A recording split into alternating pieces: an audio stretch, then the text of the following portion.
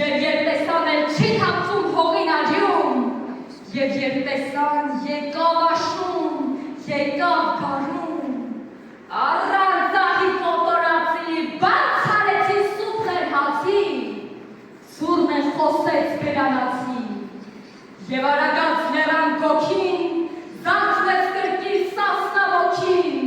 և սասունը նոր է սպարեց, ոտքը զարկեց, ձեռքը վարեց, և նույն զուրնան, որ հնչում էր հին տան բակում, հնչեց հիմա ամեն գյուղում ու քաղաքում,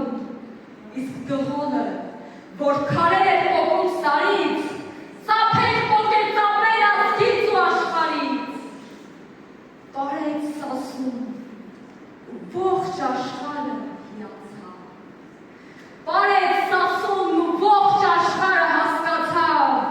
որ երբ նազում են աղջիկներն ու կրանում, Սասնաձորից ջուր են բերում, ատ քահանում, երբ ոտքի տակ տղաները հողն է թնդում, հոտախները Սասնասարում գայլ են խեղդում, երբ խնդվում, ասես ամպրոպ պայթի սարում, այդ ոսոխն է նրանց ջուղերը պաշարում, երբ միանում, բերք են դառնում շինված քարից,